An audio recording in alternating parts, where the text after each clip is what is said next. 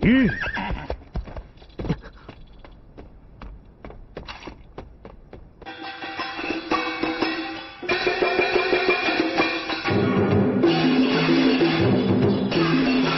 得不错呀，不过给我再热闹一点，再喜庆点。哈哈，世民，你怎么来了？他的人头为什么会在你的手里？世民，你怎么想起问这个问题了？为什么在你的手里啊？世民，这样吧，我们一起喝酒，边喝边聊。有什么话就在这喜堂上说。你们先下去吧。是。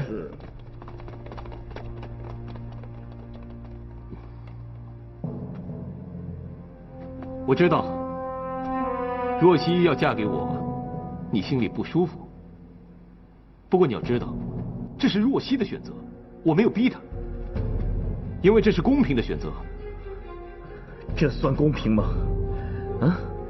宇文成都明明是我杀的，你是偷走了他的人头而已，这算公平吗？我不知道你在说些什么。不错，之前你是和宇文成都大打了一架，消耗了他很大的体力，以致他后来和我打的时候，我占了上风，最后我一刀把他的脑袋削了。你撒谎！他明明是我杀的。你说什么？你杀了他？既然你把他杀了，你为什么不砍下他的人头呢？我当时是因为我昏倒了。哼，我明白。你以为你把他杀了，其实他并没有死。在你晕过去之后，他又醒了过来。幸好我把他杀了，要不然连你的命都难保。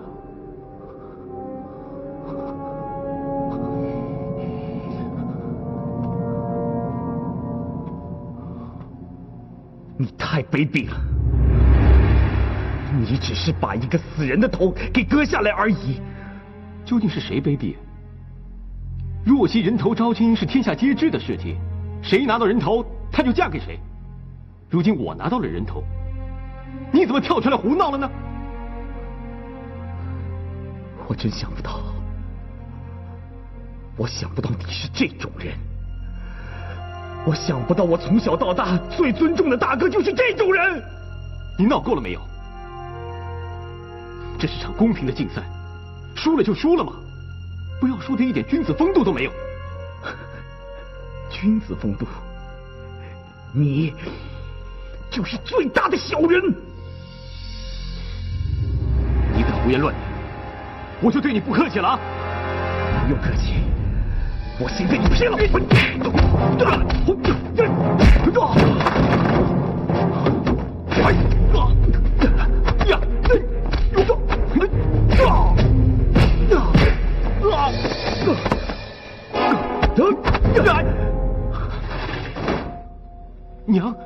娘来了！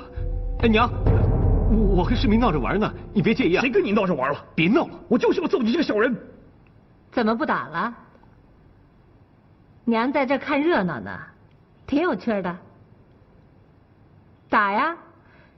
就当娘不在这儿，最好是打得缺胳膊断腿的，那才刺激呢。我和世民是闹着玩的，世民啊。不打了？还真不给面子啊！谁先动手的？我没动手，是我先动手的。那你就负责把这打扫干净。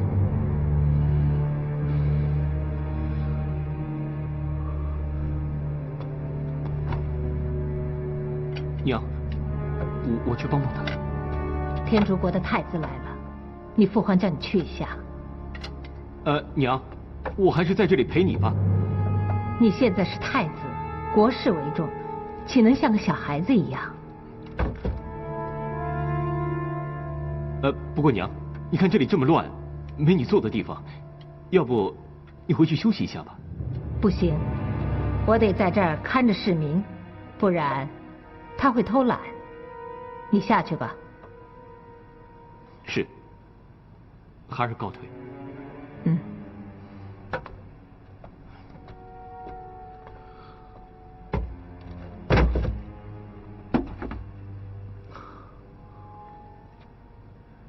娘。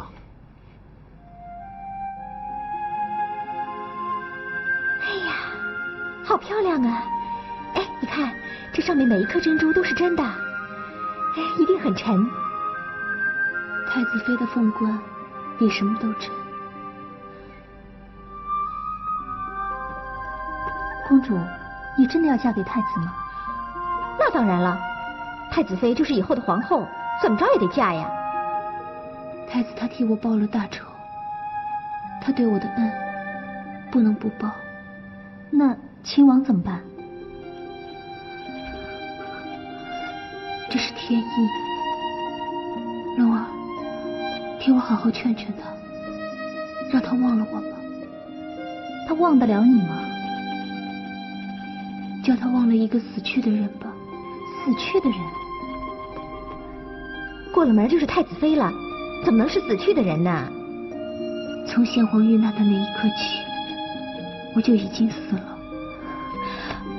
公主，好了，不要胡思乱想了。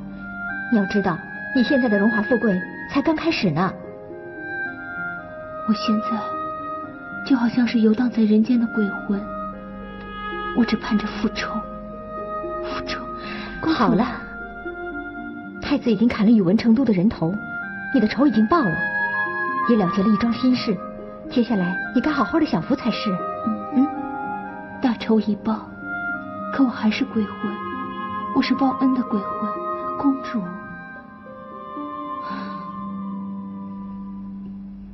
本来我就已经准备随父皇长眠九泉，现在有了人头招亲的诺言，我不得不去实现。没想到公主这一生是那么的辛苦。如果有来生，我投胎一定不要投到帝王人家，我一定要去一个普普通通的人家。我可不这么想，我下辈子投胎就一定要投胎做个皇后。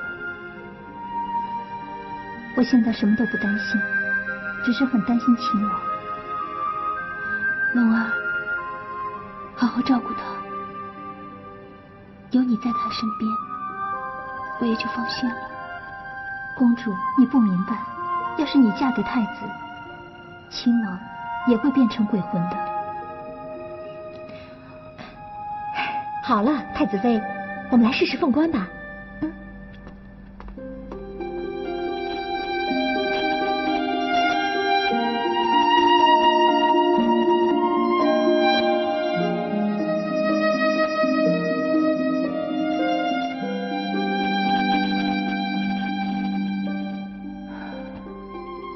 当初选太子时，我和你父皇争个不休。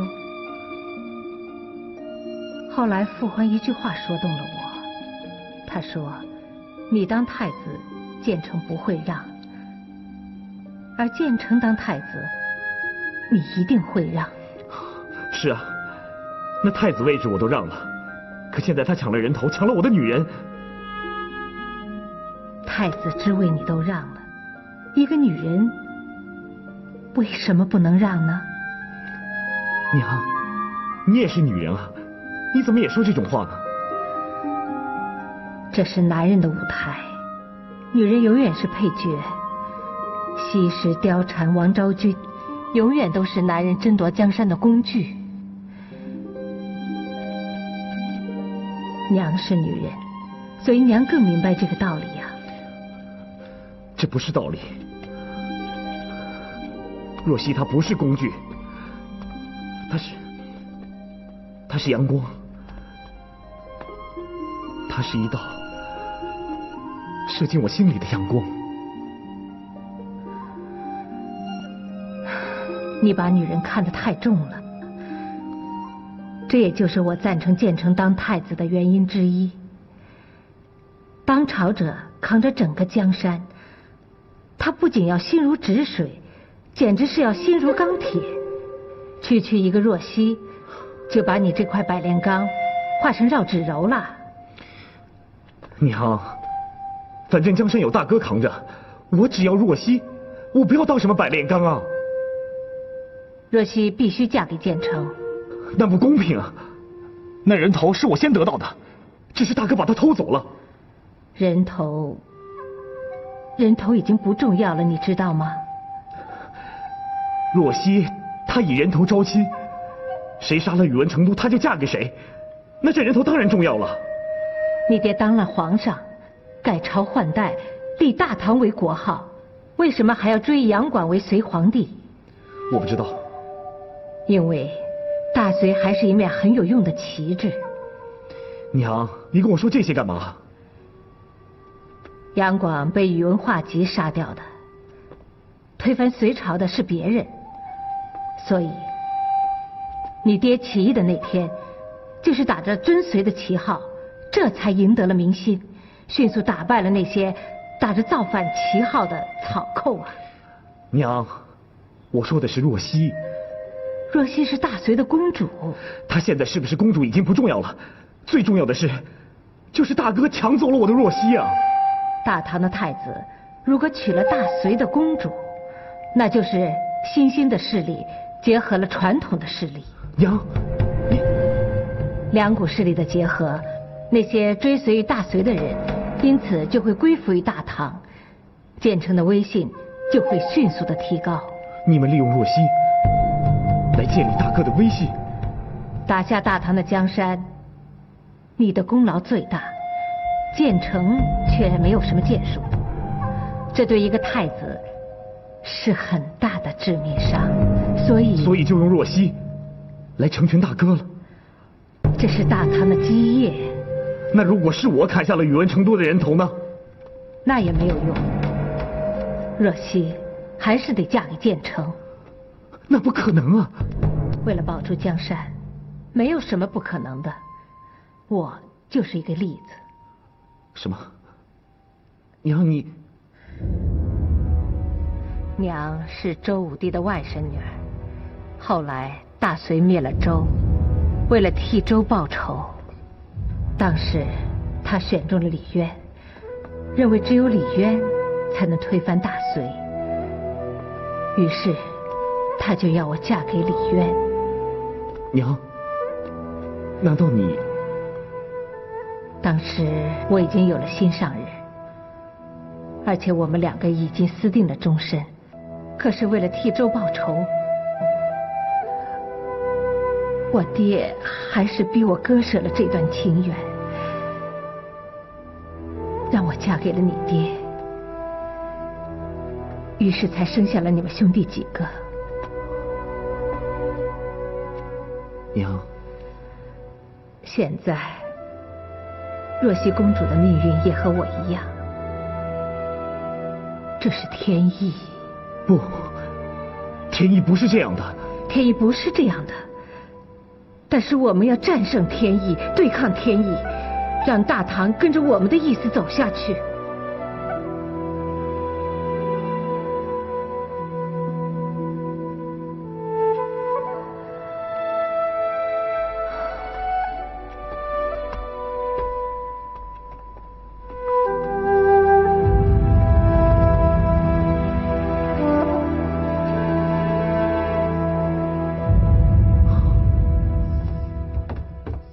红线，整理的怎么样了？差不多了。啊，哎，先生，这两个是什么啊？啊，这个呢是阿胶，这个是干漆。啊，太子成亲，你就送这么一点礼，会不会太小气了？哎，这里面啊可是大有讲究的。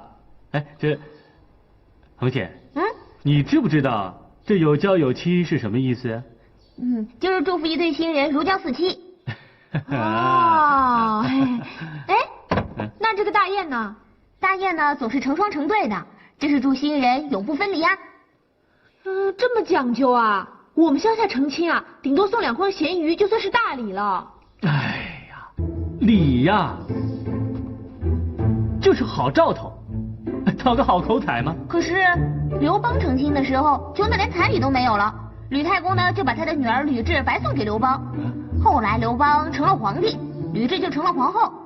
我看这礼有没有也没那么重要嘛。哦，对呀。红线啊，你倒是把我给问倒了呀！红线，你怎么可以把魏先生给问倒？那他不是很没面子啊？你看，这就失礼啦。红线无礼，先生恕罪。红线啊，好样的，有自己的想法。看来你爹不是个普通人呢。我爹是个种田的。那就更不简单了，发愤图强以向上，出于草莽而不自卑。好样的，以后我好好教教你啊。先生，太子的彩礼都清点完毕，全齐了。好，备车，咱们送彩礼去。我也去啊。你当然得去了，你是魏夫人呐。什么魏夫人嘛？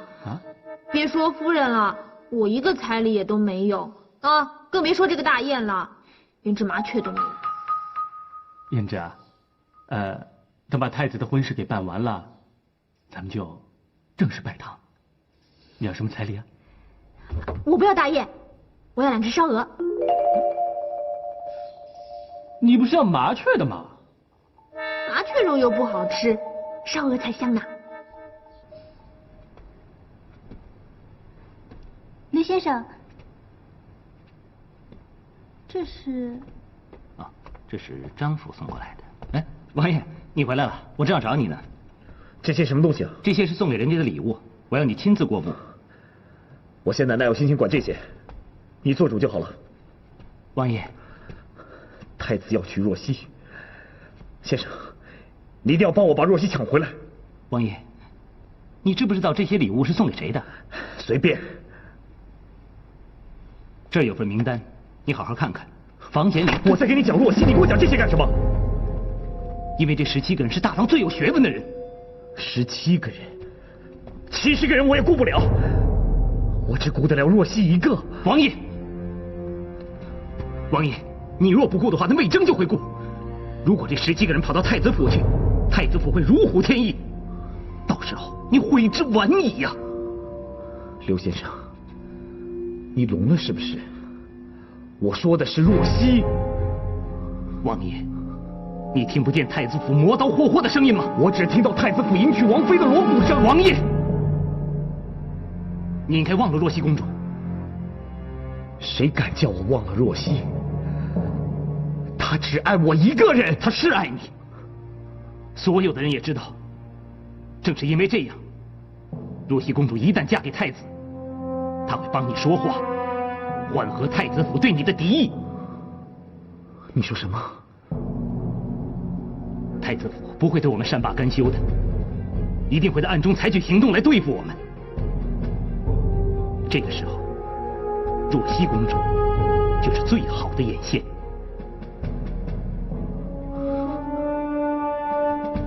你竟然把若曦当成西施？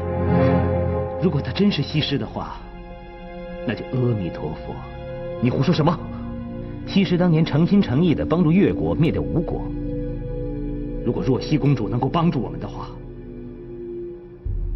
我们一定会稳操胜券。刘文静，你什么东西？哼，你笑什么？我笑宇文成都死的真是时候，真是地方。他的人头落在太子手上，真是天助我也。宇文成都是我亲手杀的。这是天意。虽然你杀了宇文成都，可是你拿不到他的人头，你就注定娶不了若曦公主。这就是天意。天意？天意就是要我失败吗？不，天意是要你成功的。没有若曦，我就是惨败。王爷，情场失意，战场得意。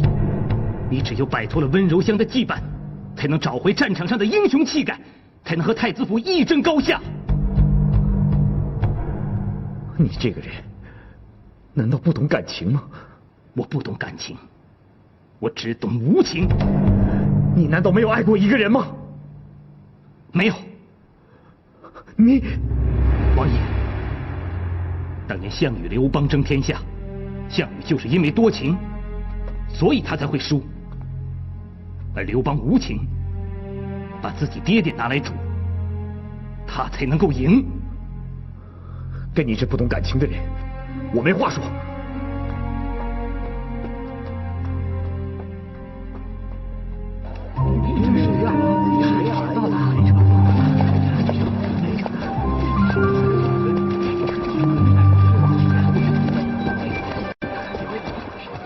不信啊，外头风大呢，坐进来吧。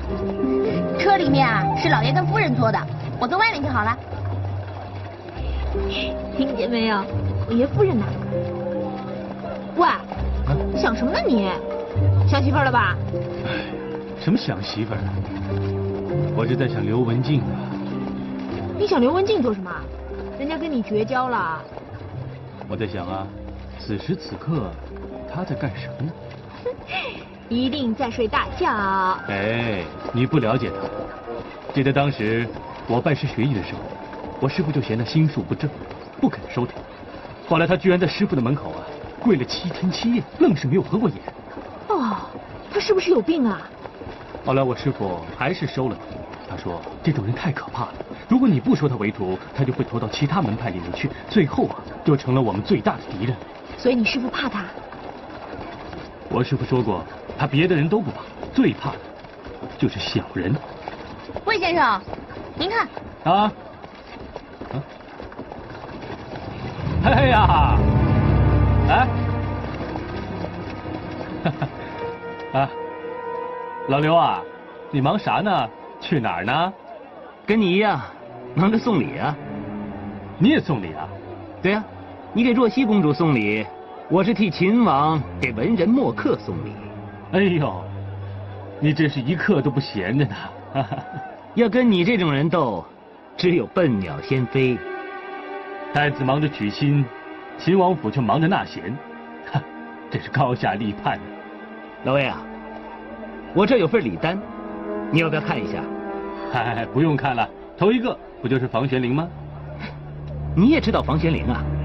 我早就劝太子要亲自登门造访，可是太子心里面只有若曦公主，要不然的话，哪有你的份送礼啊？哎，你可是秦王的老师啊，帮忙看看，漏了谁没有？啊。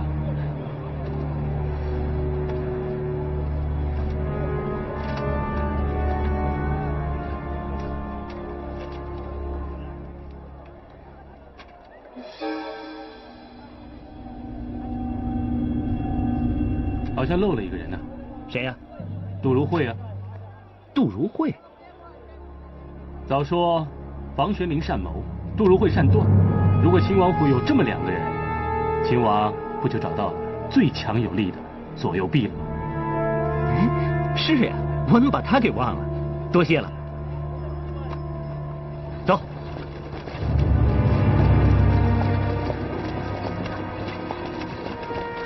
魏先生，太子府跟秦王府势不两立，你为什么还要帮着秦王府出主意呢？杜房2人脾气孤傲，太子用不来的，只有秦王可以。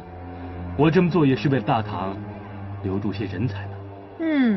你这叫人在曹营心在汉，按住我表哥啊！行啊，这下我铁定嫁对人了，少额我也不要了。王姐，走吧。好，走。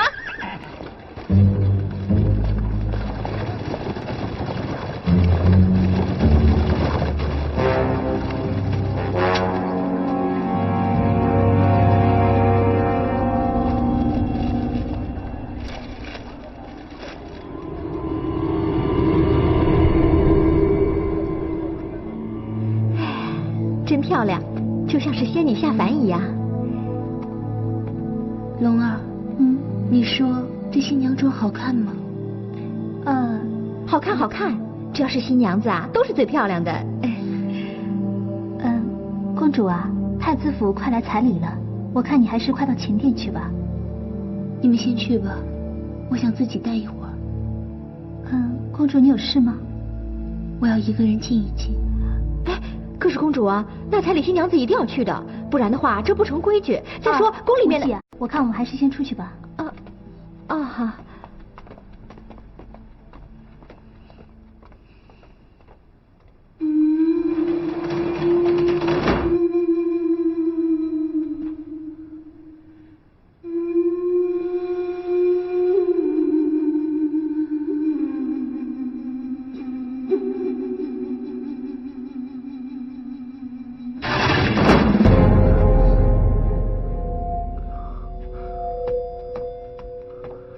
若曦，我们走。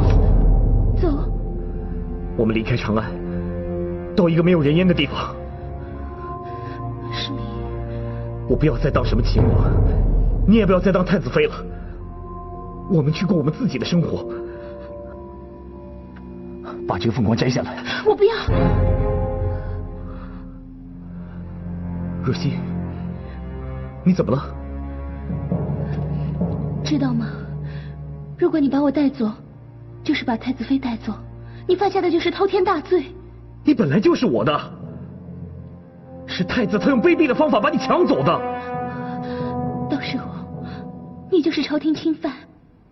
想过那种自在逍遥的日子，其实是不可能的。我不怕，他们有千军万马，我也不怕。他们有种就过来抢你啊！诗明，你别这样。是太子先惹我的，而我爹，他竟然不敢见我。我娘她还帮着我大哥，而满朝的文武大臣，他们竟然都说你该嫁给我大哥。这是一种不可抗拒的潮流。诗明，你要明白这形势。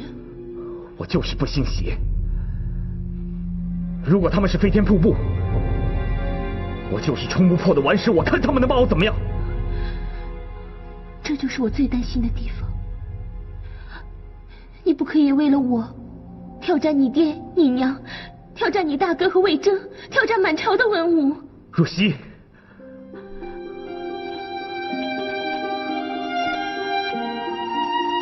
为了你，粉身碎骨我也愿意。把衣服换了，我们走吧。没时间了，快走吧！我不走。若曦，我不想当一个逃犯，没日没夜都过那种担惊受怕的日子。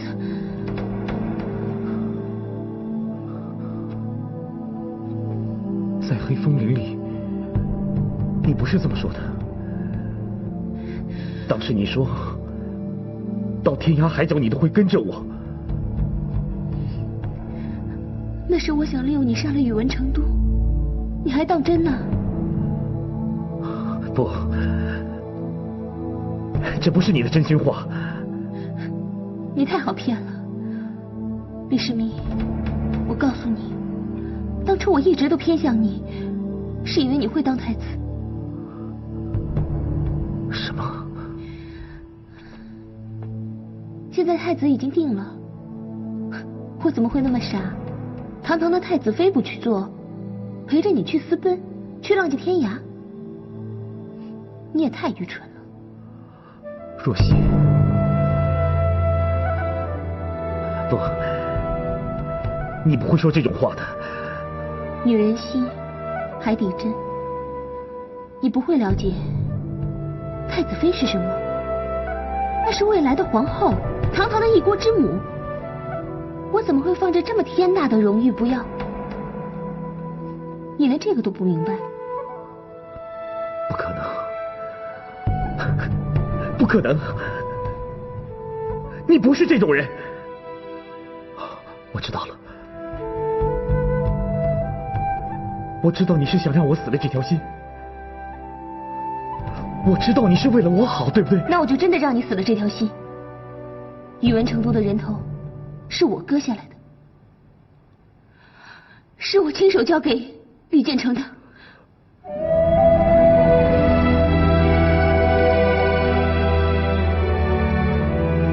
若曦，来人，本妃要去纳彩礼，我急着去看看太子妃的彩礼到底有多少。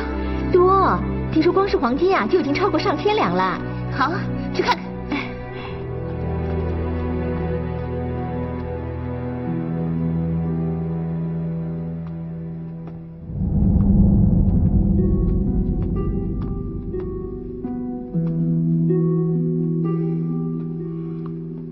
二公子，你看开一点。你想不想嫁人？二公子，你说什么？嫁给我。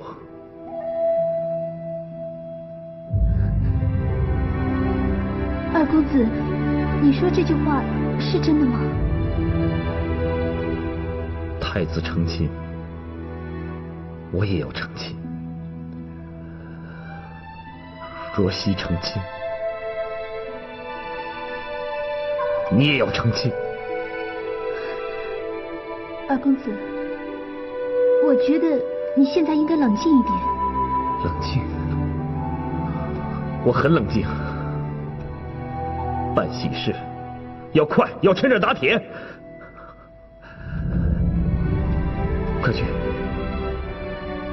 快点回去跟你大哥商量。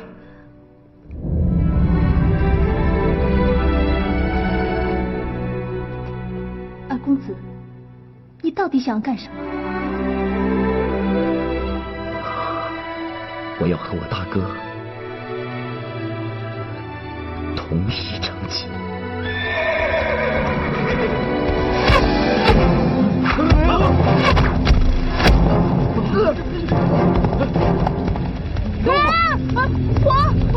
火！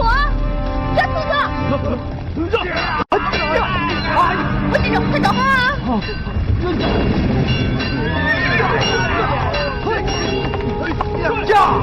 抓住你刺客！先生，不能中了刺客的调虎离山计呀！对啊，万一还有贼人来呢？对呀，我们还是先走吧。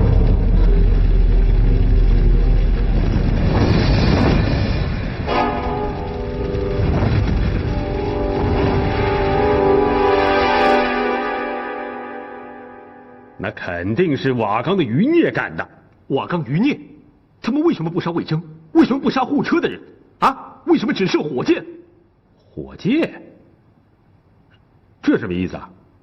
他们分明是冲着这彩礼的车来的。哎呦，那马车又不是什么值钱的东西。是啊，马车是不值钱，可是车上装的都是彩礼呀。哎，既然彩礼值钱，那他们为什么不抢彩礼呀？所以我想问父皇啊，他们为什么不把这彩礼抢走？为什么只烧彩礼？是啊，为什么呀？哼，这分明是不想让我娶若曦。谁？谁呀？还能有谁呀？你是怀疑世民？事情已经摆在眼前了。这不可能！你怎么可能怀疑自己的弟弟呢？这是事实啊！你想想看，如今谁最不希望我把彩礼送出去？你……哎呦，我说啊，你怎么还有心思像个小孩似的玩这些东西啊？你那两兄弟都快打起来了。他们白天已经打过一架了，晚上继续打呀，锻炼锻炼身体，挺好的。你说这话什么意思啊？父皇，母后老是偏袒二弟，他分明是不想理我的事。好啊，趁此机会呢，你们母子两个人啊，好好谈谈心啊。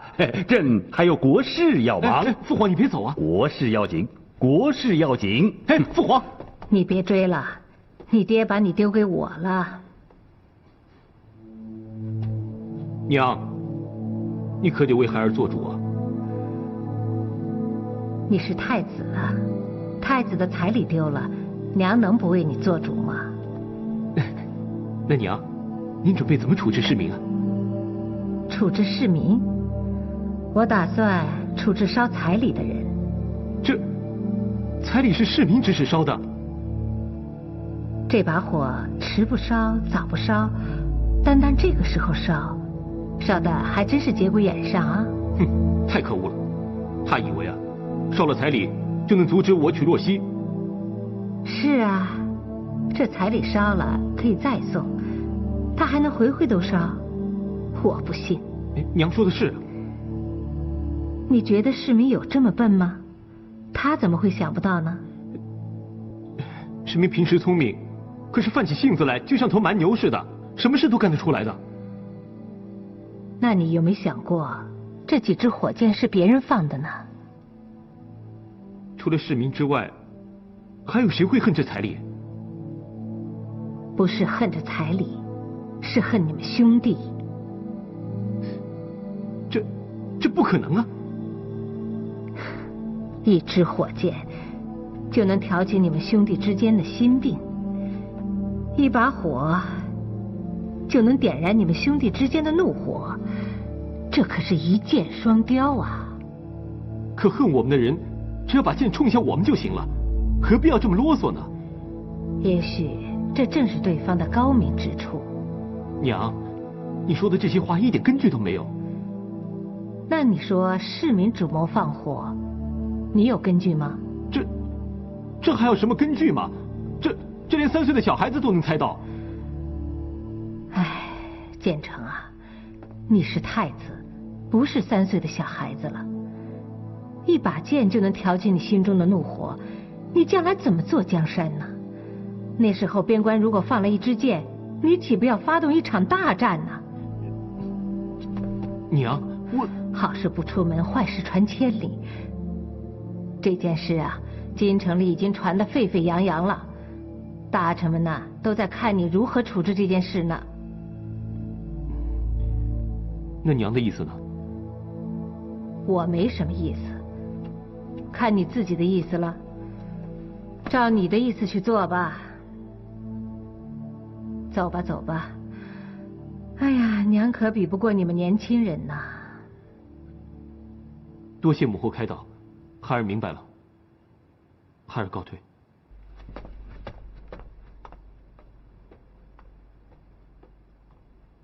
皇上，你可以出来了。建成走了。你这个皇上就这么点出息。唉，你要让我打仗，让我处理朝政，我都不怕，就是怕处理孩子们的事情，头疼。头疼啊！那你头疼的事还多着呢。你不都摆平了吗？这才摆平了1件，还有10件、20件，往后不知道还有多少件呢。别说了，别说了，我的头又疼了，又疼了。你呀。喝点吧，红线。谢谢。怎么样？好酒啊！来，来。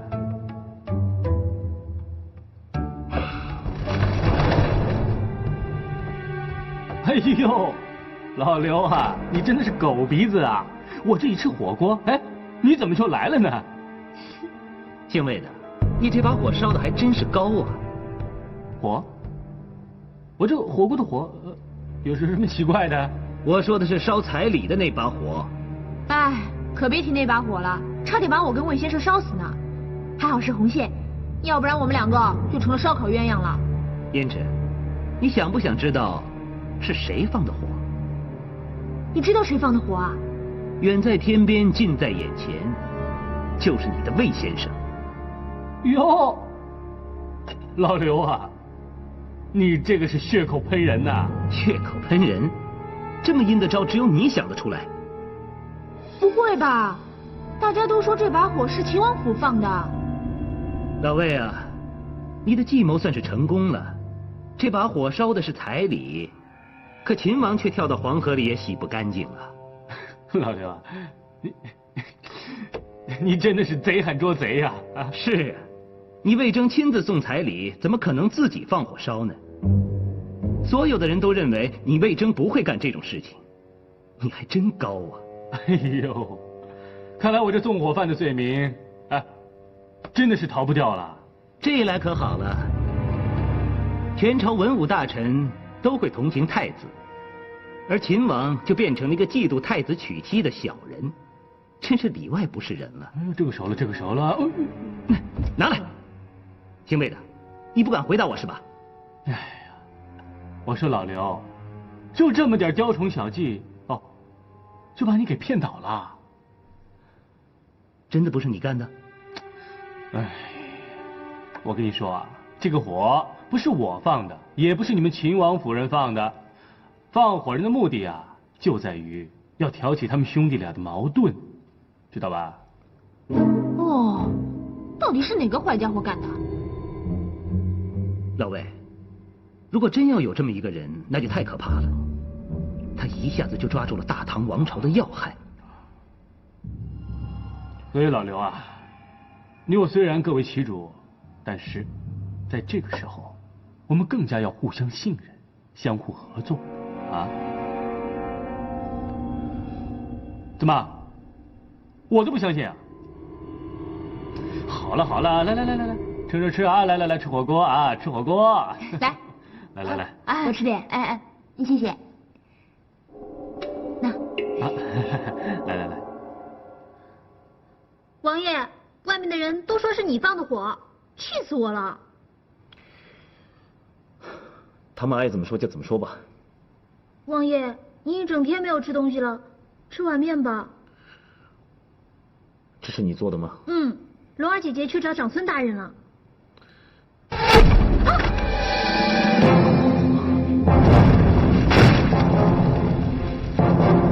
你是什么人？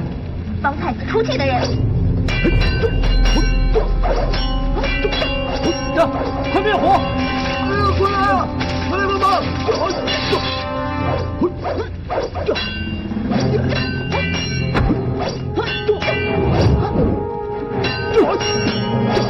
我们走。想走？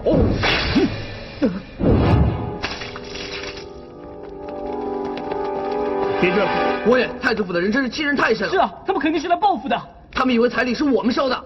王爷，咱们得讨回个公道啊！对，这两个人不是太子府的人啊。我和太子府的人一起打过仗，他们的武功路子我很清楚，但这两个人的路子很陌生，似乎在窦建德那儿交过手。窦建德，派人通知太子小心上当。王爷，那您的婚礼怎么办？婚礼如期举行。是。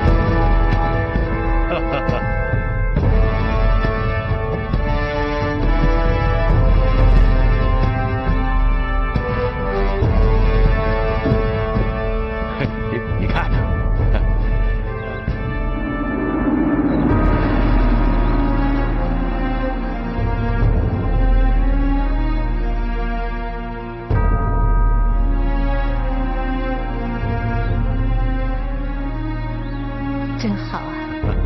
良辰美景，天作地合，太子秦王今日同日大婚，是我大唐第一美事。新郎新娘行大礼，先拜天地，跪，叩首，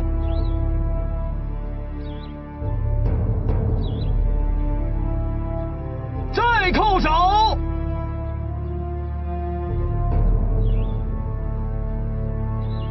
三叩手，起，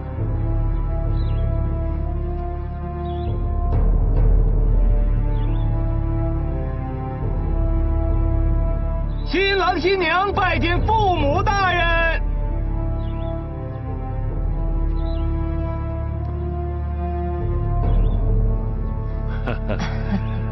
跪，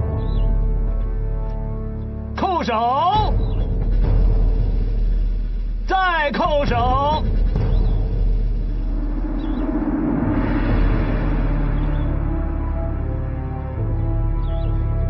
三叩手，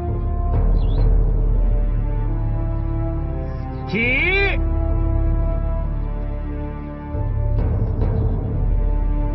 新郎新娘夫妻交拜。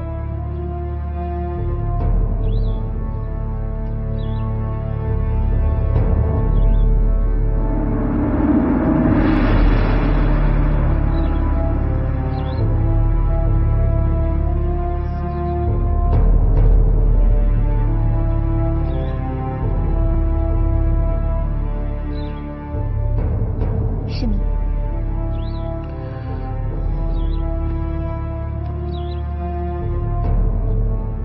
叩首，起，礼毕。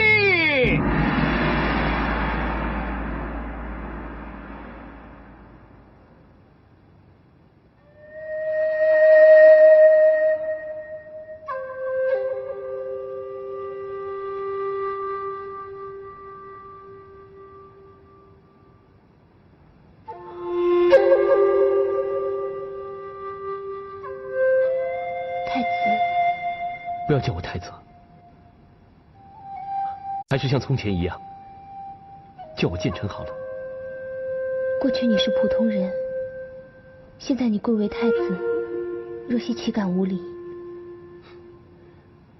虽然我现在是太子，但是我得不到你的爱的话，这太子之名，就如粪土啊！你我已成夫妻，为何还有如此感慨？因为直到现在为止，你还是叫我二弟为世民。太子，叫世民多亲切呀，可叫太子呢？你不觉得太疏远了吗？你我已经拜堂了，这从今往后，我就是世民的嫂子了。名分已定，太子你有什么好担心的？可我心里没忘，我是以人头得到了你，但并不是以心，所以我会比别人想的更多。太子，我是因为人头而嫁你，可是，在我们拜堂的那一刻起，我在心里就立下誓言，从今以后，我就是你李建成的妻子了。若曦，你说的都是真的吗？今生今世，我就是你的人了，你还担心什么？可是我看得出来，我虽然得到了你的人，但你的心呢？心？是啊，你老实跟我说，你心里是不是还有世民？太子，你应该相信自己的妻子。你要我相信也不难，那你就对天发誓吧。发誓？对，对天发誓，说你不再爱世民了。太子，新婚之夜，你要新娘发这样的誓言，你不觉得有些太过分了吗？是很过分，但你一定要原谅我，因为你是个不平凡的女人，也因为我们是在这样不平凡的情况下面成了婚。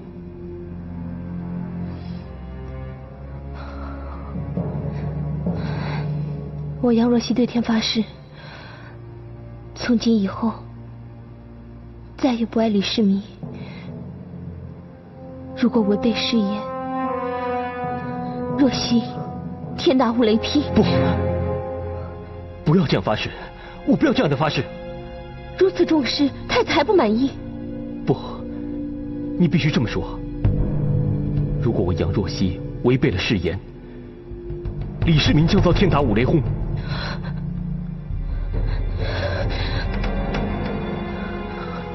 你会为了爱，你会不惜牺牲自己。可是世民得到了天谴，你一定会不忍心的。我想只有这样，你才会遵守你的诺言。我真的没有想到你是这样的人。若曦，你这是干什么？因为我太爱你了，我不允许你心里有别人，所以你一定要发誓。你呀，你先起来再说嘛。不，你不答应的话，我就跪到明天早上，跪到母后来。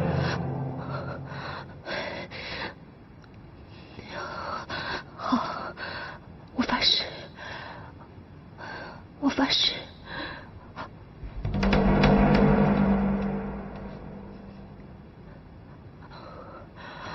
我杨若曦对天发誓，今生今世都不再爱李世民。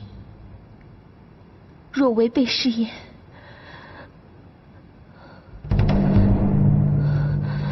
怎么了？快说！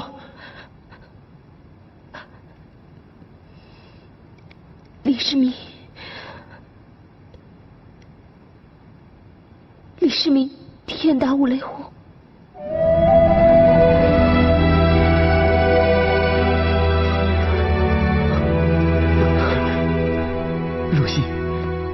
若曦，你是爱我的是吗？你是爱我的，你是爱我的，你是爱我的。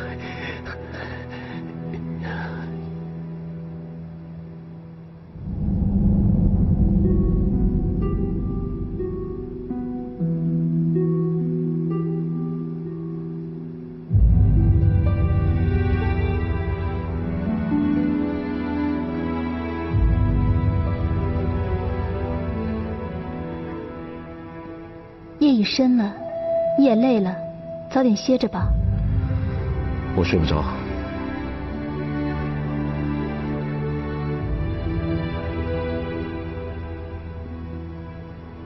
不如看看书吧，看看《史记》吧。哪有什么心情看《史记》啊？这不是你和若曦一起看的《史记》吗？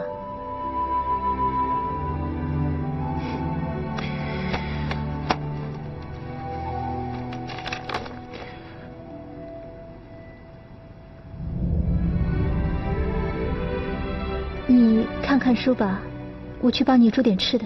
龙儿，你还要下厨啊？以前你不肯吃我煮的东西，我可以明白。可现在我是你的妻子，妻子为丈夫做羹汤，这是妻子的责任。你现在是亲王妃，王妃该有王妃的样子，怎么可以下厨呢？这是我的喜好，这是我的规矩。好，我叫三春去做好不好？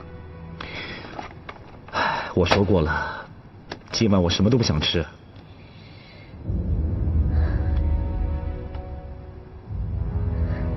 世民，今天是若曦刚刚出嫁的第一天，仅仅是第一天，明天是第二天，后天是第3天。你这是什么意思？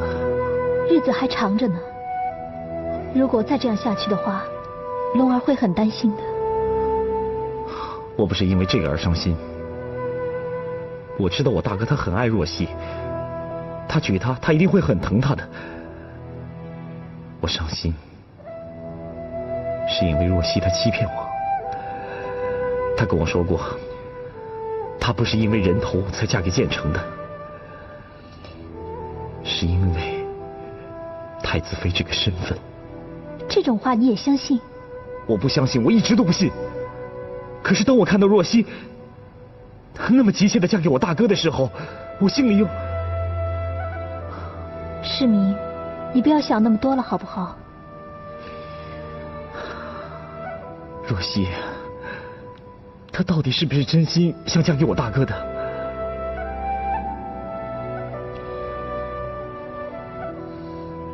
今晚是洞房花烛夜，你面对着你的新娘子，却谈着另外一个女人，这是新郎官应该说的话吗？龙儿，对不起，其实你不爱我，对不对？其实你娶我只是想要气若曦，对吗？这一切我都明白。那既然你明白，为什么还要嫁给我呢？因为我要成全你。成全我？你太在乎若曦了，所以你才会想要气她。相反的，若曦不也是这样吗？你是说她？其实你爱若曦，还不如她爱你多呢。我本来叫她跟我一起远走高飞，那我们俩就永远可以在一起了。可是她偏偏又不肯。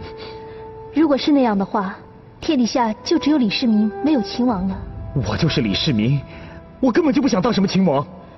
可是若曦她并不这么想啊，她希望李世民就是秦王，是一个叱咤沙场的大丈夫，是一个顶天立地的男子汉。他也知道，如果他选择了你，你就毁了。他不忍心看你这个样子，所以他才会选择太子。那他……这些都是你猜的，对不对？我跟他流浪在外，有一晚我们彻夜长谈，是若曦亲口对我说的。你怎么不早点告诉我呢？是他不让我说的，他要我在洞房花烛夜才可以告诉你。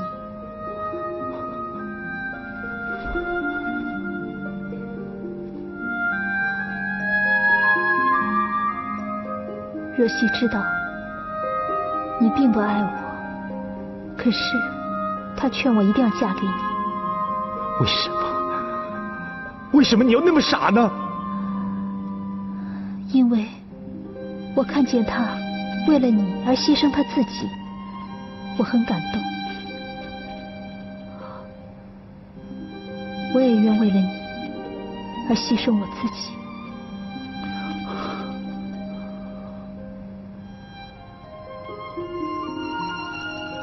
好了，我去煮面了。龙儿，我说过了，我不想吃了。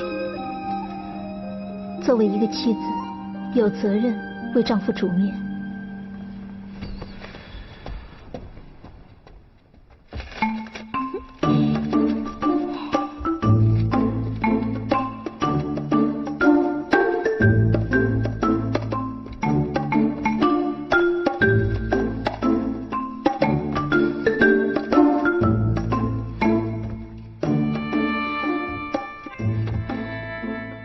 你在剪什么呀？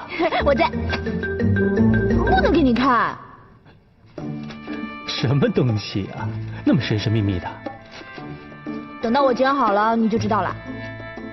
哎，你这个撑船的手，什么时候学会剪纸了？改朝换代嘛。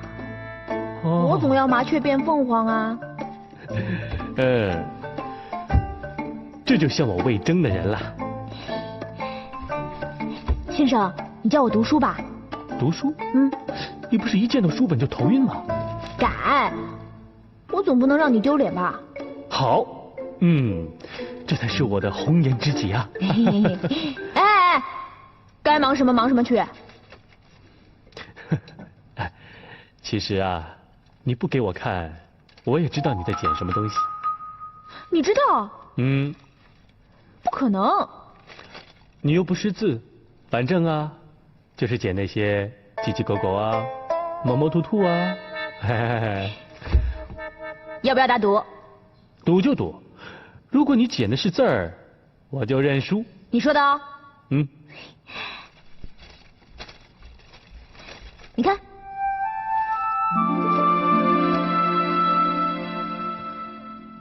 这是你捡的？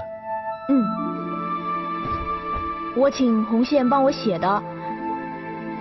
这是个喜字，我想洞房的时候可以用。这是个喜字，大喜的喜啊！先生，你输了，不能赖皮的。说，你要什么东西，我买给你。我要一对大雁。我给你2只烧鹅好不好？我不要，我就要一对大雁。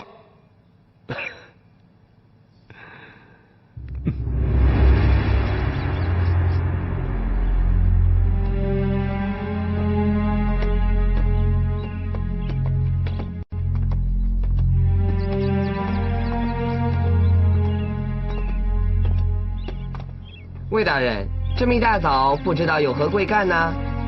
请公公回禀太子，魏征求见。魏大人，你是忘了还是怎么了？太子昨夜刚刚大婚，这一大清早你就过来打扰，未免太不近人情了吧？魏征有要事要面见太子。什么大事啊？这不该是你公公问的。太子还没有起床，你慢慢等吧。耽误了国家大事，你担当得起吗？惊扰了太子的美梦，你担当得起吗？你给我闪开！要不对你不客气。你给我走开，不然我也不客气。红线，先生有何吩咐？前面开路。这是太子府，谁敢无礼，视同欺君。先生，这个架势可很吓人啊！谁敢挡道，就给我打！反了你们，给我上！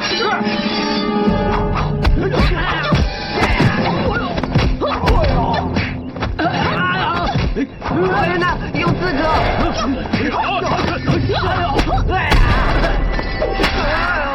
魏先生，你先走。莫名其妙。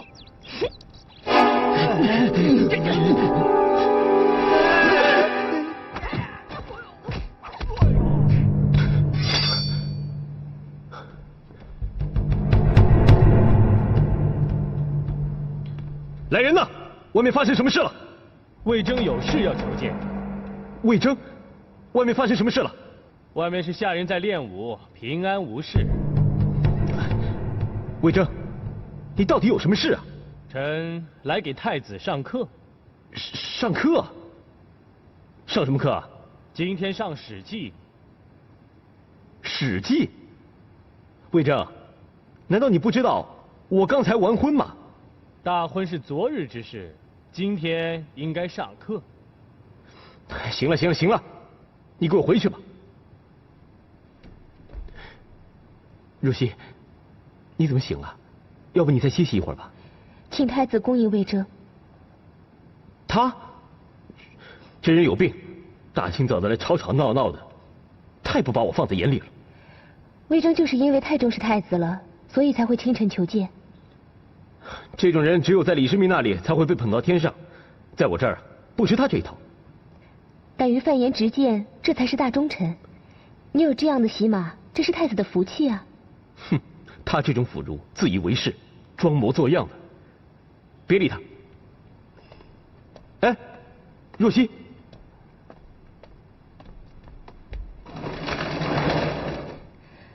魏先生，请给太子上课。给太子妃请安。先生不忘本职，太子十分欣赏，请先生上课。魏征啊，你不是来给我上《史记》的吗？是啊。书呢？都在这儿呢。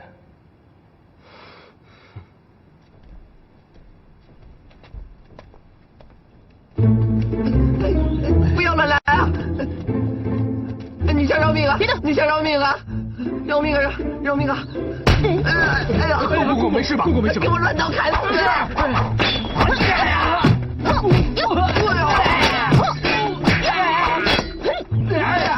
都给我停手！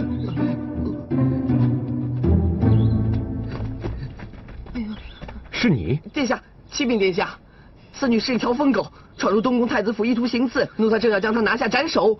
是吗？你敢动她一根毫毛，我就斩了你！这殿下，来人呐，在，把她给我拖下去，是，打上20大板，是。哎，殿下饶命，奴才冤枉啊！不知者无罪，殿下您就饶了他吧。好吧，还不快滚！谢殿下。魏征求见太子心切，才让红线出此下策，请太子恕罪。红线，你是叫红线吗？红线见过太子殿下。你要什么奖赏，我都给你。红线只要一个奖赏，就是魏先生给殿下讲课的时候，请允许我旁听。哈哈，旁听，好啊。魏征，那你就给我们说说《史记》吧。今天我们讲的是《史记·魏公子列传》。这我知道，魏公子就是信陵君嘛，就是战国的4公子之一嘛。是的，那时候魏国有个智者叫侯嬴，他是个看门的老头，人可傲了。不过信陵君知道他是个有用的人才，所以才亲自带着马车去迎接他，扶他上了马车后，亲自为他牵马开道。侯嬴心服。后来信陵君为了救赵，侯嬴为他献了一计，使得信陵君大败秦国，威震天下。魏先生，别的不讲，单讲此传，究竟是何用意啊？现在秦王府读懂了此传，只有太子府还没读懂。魏征是心里着急，才一大清早的把太子请起来了。你说什么？秦王府？刘文静已经带着厚礼带秦王去拜见18大学士了，他们已经比我们早了一步了。没想到秦王府的动作这么快。魏征，立即准备厚礼，替我访遍全城所有名士。看来太子殿下还是没有读懂《史记》啊。魏征啊，你究竟是什么意思？红线，你懂吗？先生的意思是，太子要把京城所有的名士都当成侯嬴，只要把自己当作信陵君。哈哈，我明白了。这样吧，等我向父皇和母后请完安之后，立即去办此事。来不及了，殿下，请太子殿下现在就出去一趟。用得着这么着急吗？当然是了，我们已经迟了一步，如果再不去的话，以后就悔之晚矣啊。好吧，等我一下。没什么好等的，现在就要去。红线，你的意思呢？是让太子殿下找了一个这么急性子的喜马呢？好吧，我这就走。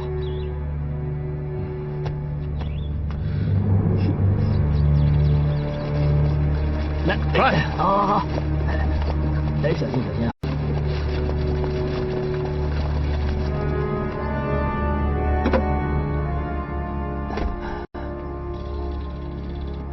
啊！谁在里面？太子殿下。这个老魏行啊，居然把太子都给拉来了。去王大人家里。哎，走快着点！哎，好，快！哎。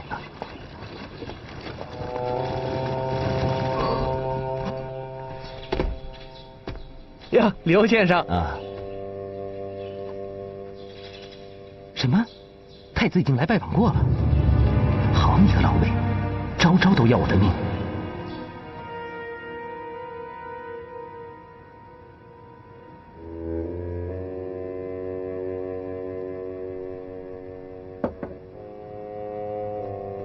娘娘，舅老爷来了。啊！哎呀，娘娘，要是舅老爷看到这碗面，三春，你把这碗面吃了。啊，我已经吃饱了。哎呀，吃饱了也得吃。娘娘，啊，这么大一碗面啊，怎么吃啊？哥，龙儿啊，这么早就起来了？我来迎接舅老爷。怎么样？秦王对你还好吧？他呀，他是一个很体贴的好男人。哦，可是秦王不是一个很体贴的人呢。真的，我也没想到啊，成了亲，他变成另外一个男人似的。我现在才体会到啊，嫁给世民原来是这么的幸福。龙儿啊，我听火皇说，昨晚是你给他做的吃的。哦，是啊，我煮了一碗面，他把面吃个精光呢。他真的吃了？一根面也不剩。世民还说啊，以后呢只吃我煮的面。真不容易啊，秦王他终于肯吃你煮的东西了。可不是嘛。龙儿啊，秦王是个犟性子，他如果不喜欢你，他绝不会碰这碗面。现在好了，他既然吃的一根都不剩，看样子他是真心喜欢你这个新娘子了。哥，这下你可放心了。龙儿，我放心了，我也高兴了。你好好歇着，我去找秦王。哥，我送你。好好好。哥，下回我跟世民一块去拜访你。好好好，你注意身体啊。慢走啊。嘿嘿。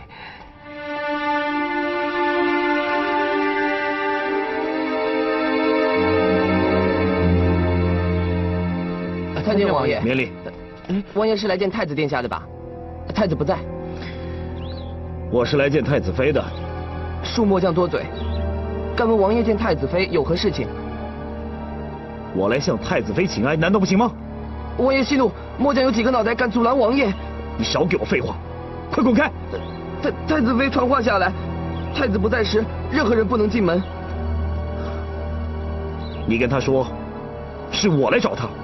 王爷息怒，太子妃特别交代，如果亲王驾到的话，怎么样？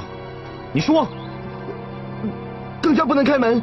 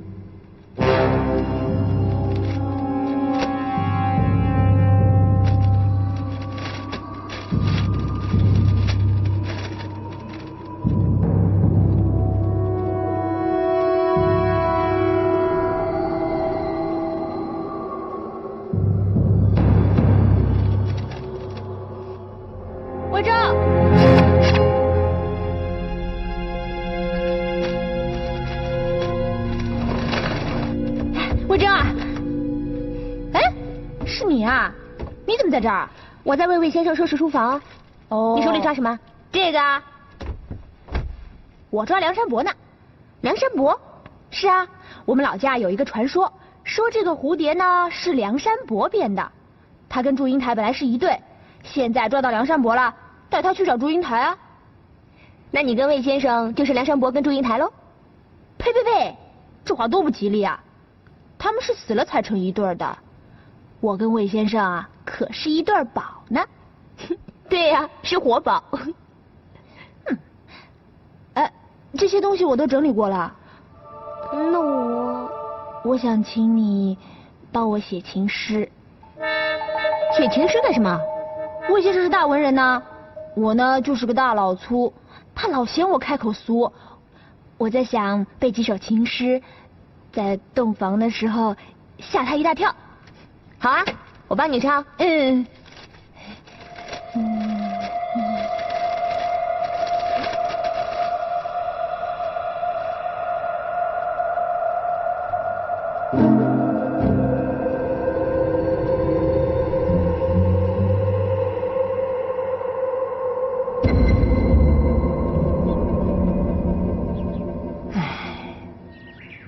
短短的时间，变化如此之大，别说你呀，就连我也一时难以适应啊。天意如此，我早就已经认命了。天意让你成了我们李家的媳妇儿，我们已经是一家人了，这是我最感欣慰的事。谢谢皇后娘娘关爱。在我的心目中啊，你是我永远的公主。以后你就别再叫我母后啊、娘娘啊，我还不习惯这样的称呼呢。以后我就叫你若曦，你就叫我娘吧，好不好？娘。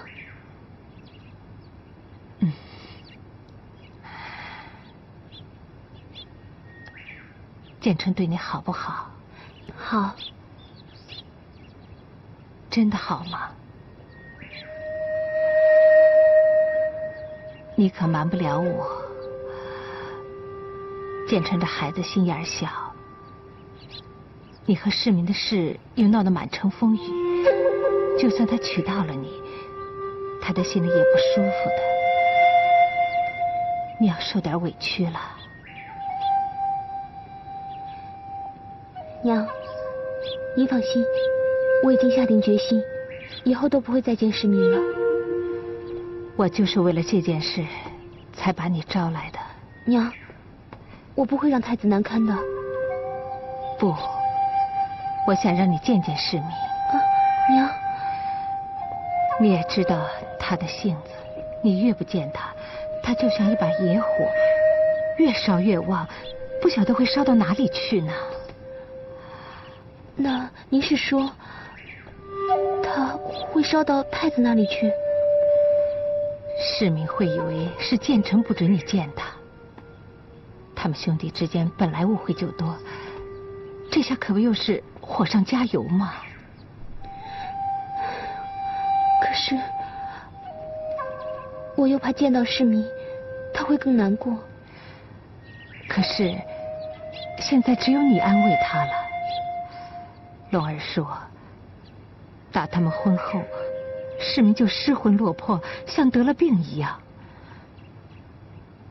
如果再这样下去，他可就毁了。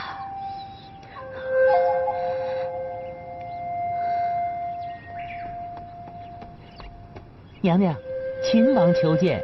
啊，正好，世民来了，你过去跟他好好聊聊吧。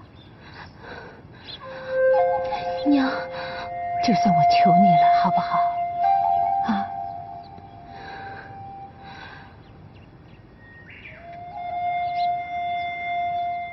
少时就曾读《史记》，史记中记载的这段啊，对我影响颇深呢。太子殿下，太子殿下，什么事？秦王到御花园向皇后娘娘请安呢。他到皇后那儿请安，有什么大不了的？太子妃也在那儿呢。什么？太子妃？备驾。是。殿下，为何匆忙离去？秦王到御花园私会若曦去了。这么件小事，殿下就不顾长河了吗？是长河重要还是若曦重要？当然是长河重要。你胡说什么呀？长河只是一个守门的。对，可他守的是玄武门呢。哼，区区一个玄武门，何足挂齿？殿下，殿下，这个门紧紧扼住东宫，关系着太子殿下的安危，没有人比他更重要。可是若曦要被人抢走，难道这还不重要吗？秦王和太子妃并不是像殿下想象中的那种人呢。行了行了，不用你教训。殿下，殿下，如果长河被秦王拉走了，这个玄武门就落到别人的手里了，那就危险了。好好好，我知道了。这样吧，你和他好好套套近乎，顺便送点银两给他，这不就行了吗？看来太子还是没有读懂史记啊。那个侯嬴也是守门的，信陵君也没有送他金银财宝，只是帮他牵了一次马就收服他了。我知道，我知道。殿下，长河是性情中人，如果送他金银财宝，他会觉得是种侮辱；如果太子跟他踢场球的话，他会觉得是种天大的面子。好，踢啊！我哪天好好陪他踢啊！殿下，殿下，走吧。走，殿下，殿下。唉，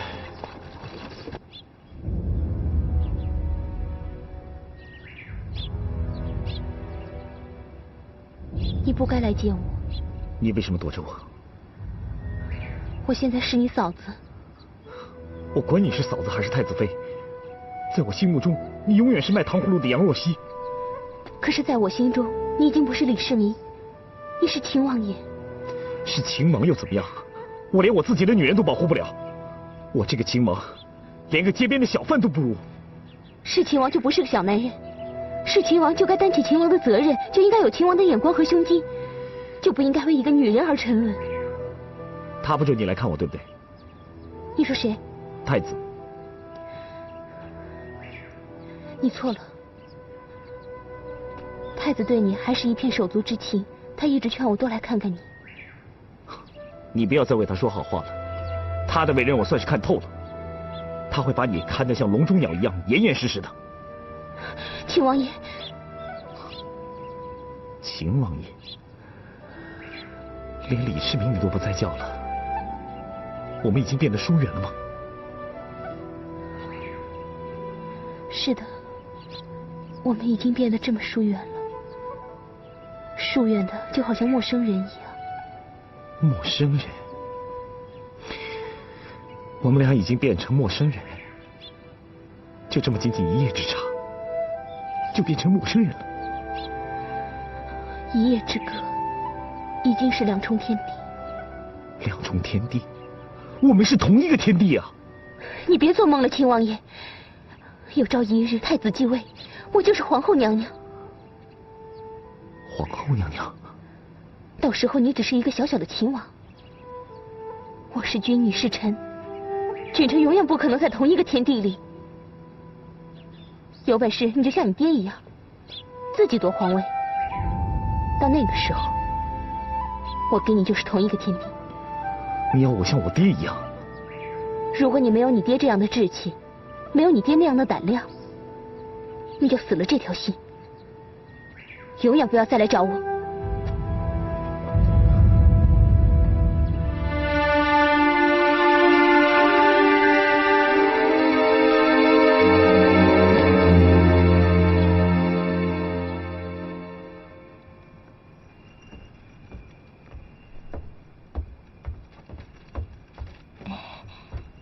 先生，累了，歇会儿吃点东西吧。好。哎，你举这么高干什么？你让我怎么吃啊？红线教我的，他说这么做才能伺候好相公的。红线，你叫他什么？举案齐眉嘛。你学得倒挺快呀！来来来。红线说啊。古时候有个女人就是这么伺候相公的，我想跟她一样，看你会不会对我好一点。多谢。光谢有什么用啊？你什么时候娶我？啊？哪有女人这么急的？急着要出嫁？那当然了，我已经辛苦了半天，要是你又不小心看上了别的女人，那我不是白忙一场？先生不是说过吗？等忙完太子的大婚，就让你带上凤冠，披上霞帔。对对对，你可说过这个话，不许赖皮，赖皮是小狗。谁说要赖皮了？哎，你看看，这都是我们的喜帖呀，我都拟好了。真的啊？哦，哎，烫金的。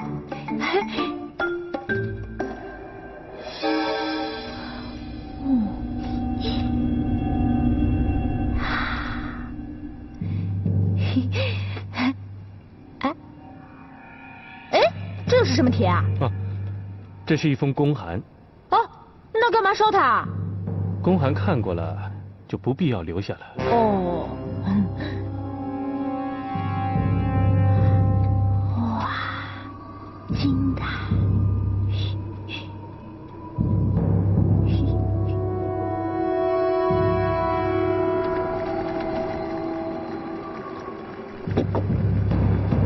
天行，你受了很多，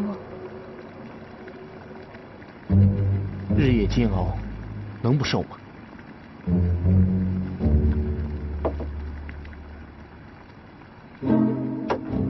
这些你先拿去用，好好吃点东西。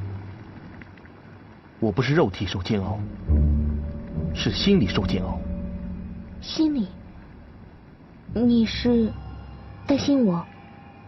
我不是担心你，我只是担心大王的血海深仇没人报了。天行，你怎么可以说这样的话？我费尽心思打入魏征家，让魏征和刘文静相信我，我这不是为了报仇，是为了什么？可是我看公主在魏家好吃好住，有点乐不思蜀的味道，还记得大王的仇吗？天行，血海深仇不是那么容易报，不是随随便便杀几个人就算是报仇的。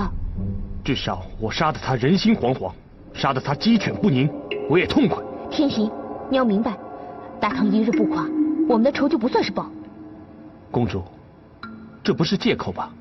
借口？你看看现在，李建成和李世民势同水火是为了什么？只是因为我送了一个人头。挑动李氏兄弟火拼，这个策略我也认了。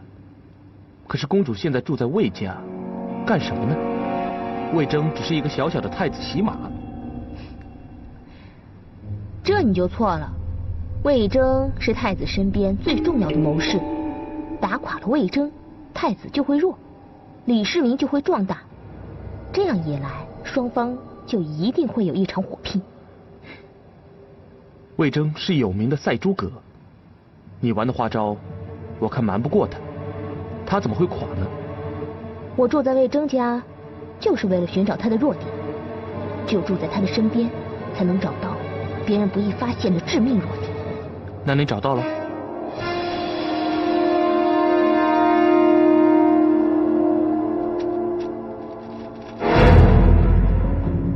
这是什么人的地址？